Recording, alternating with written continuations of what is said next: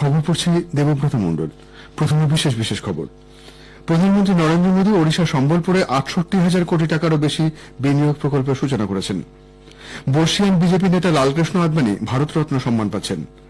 প্রাক্তন পাক প্রধানমন্ত্রী ইমরান খান আরও একটি মামলায় ৭ বছরের কারাদণ্ডে দণ্ডিত হয়েছেন। পশ্চিমবঙ্গে ২১ লক্ষ শ্রমিকের ১০০ দিনের কাজের বকেয়া মজুরি রাজ্য সরকারই মিটিয়ে দেবে বলে ঘোষণা করেছেন মুখ্যমন্ত্রী মমতা ব্যানার্জি।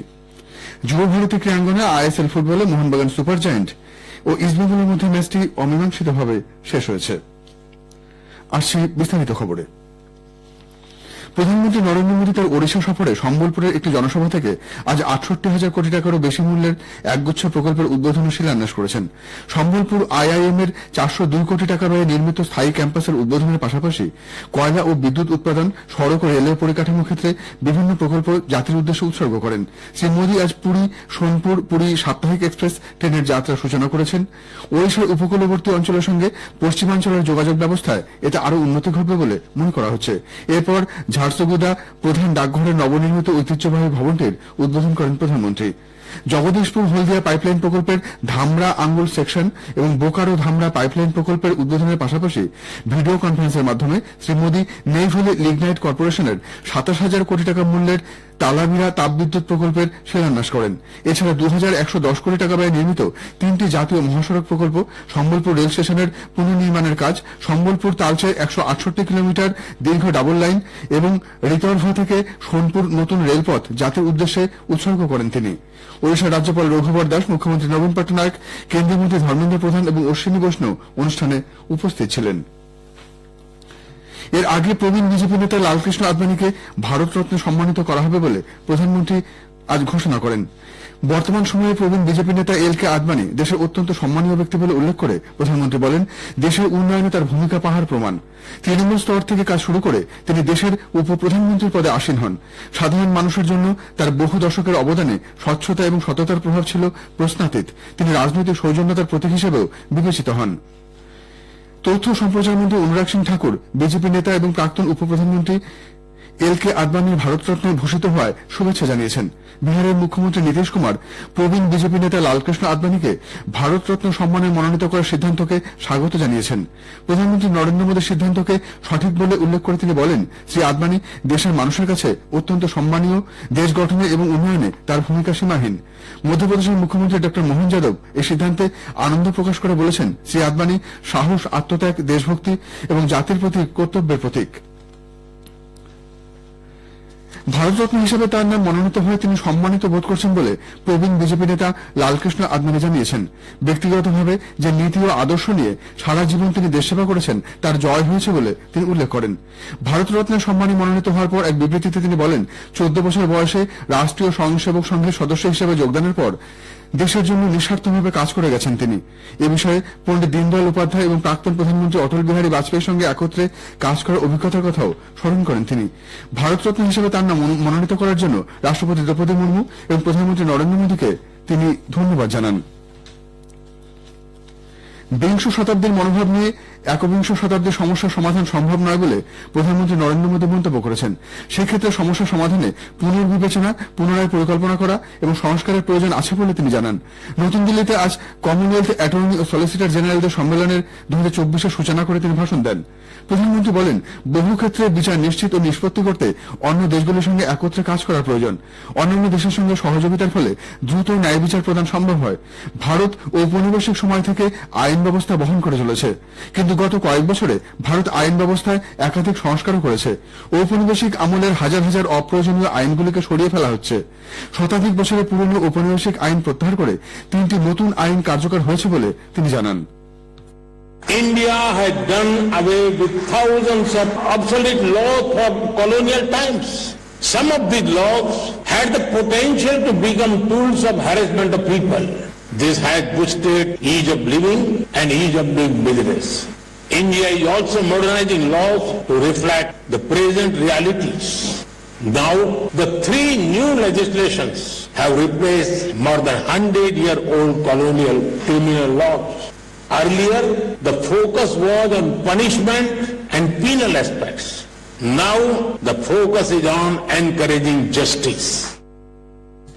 সম্মেলনে বক্তব্য রাখতে গিয়ে কেন্দ্রীয় আইনমন্ত্রী অর্জুন রাম মেঘওয়াল বলেন, বর্তমান সময়ে প্রযুক্তিগতভাবে সারা বিশ্ব যুক্ত, একে অপরের সহযোগিতার মাধ্যমে আন্তর্জাতিক সমস্যার আন্তর্জাতিক স্তরেই সমাধান করতে হবে। লাদাখের কার্গিলে লে অ্যাপেক্স বডি ও কার্গিল ডেমোক্রেটিক্স অ্যালায়েন্সের ডাকে আজ সাধারণ কাজকর্ম বন্ধ। শহরের সমস্ত বাণিজ্যিক কার্যকলাপ ও পরিবহন ব্যবস্থা বন্ধ হয়ে গেছে। বিভিন্ন রাজনৈতিক দল, ধর্মীয় সংগঠন ও অন্যান্য সামাজিক গোষ্ঠীর ডাকা আজকের এই বন্ধে লাদাখকে একটি রাজ্য হিসেবে ঘোষণা, ষষ্ঠ তপশিল ও অন্যান্য বিষয়ে তাদের সমর্থনের কথা প্রকাশ্যে এসেছে। পাকিস্তানের প্রাক্তন প্রধানমন্ত্রী ইমরান খান এবং তার স্ত্রী বুশরা খানকে 7 বছরের কারাবাসের দণ্ড দিয়েছে এক আদালত। 2018 সালে তাদের বিবাহ আইন বিরোধী ছিল বলে বিচারপতি তার রায়ে উল্লেখ করেছেন।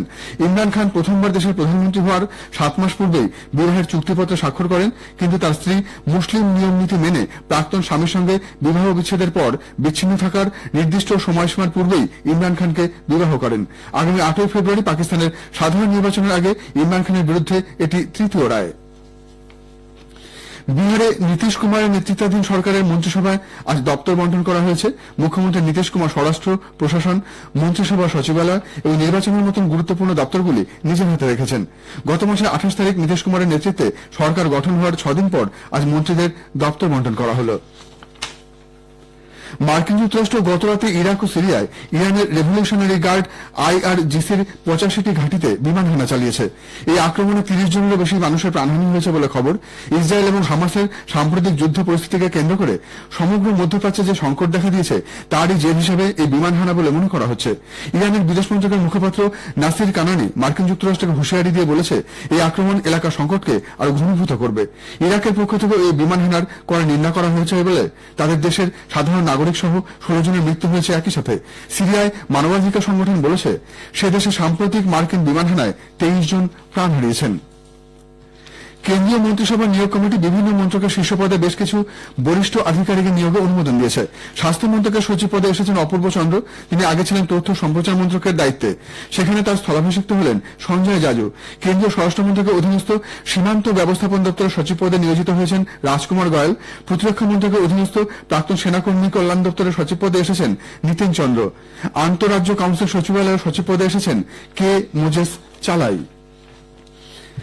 শ্রীলঙ্কার আগামীকালের 76তম স্বাধীনতা দিবসের প্রাক্কালে আজ কলম্বোয় ভারতীয় নৌবাহিনীর সাবমেরিন INS কালাঞ্জ পৌঁছেছে। এই ঘটনাটিকে দুই দেশের নৌ সম্পর্ক আরো শক্তিশালী করার প্রতীক হিসেবে গণ্য করা হচ্ছে। খবর শুনছেন আকাশবাণী থেকে। 100 দিনের কাজ প্রকল্পে রাজ্যের 21 লক্ষ শ্রমিকের বকেয়া মজুরি পশ্চিমবঙ্গ সরকারই মিটিয়ে দেবে বলে তৃণমূল কংগ্রেস নেত্রী মুখ্যমন্ত্রী মমতা ব্যানার্জি ঘোষণা করেছেন।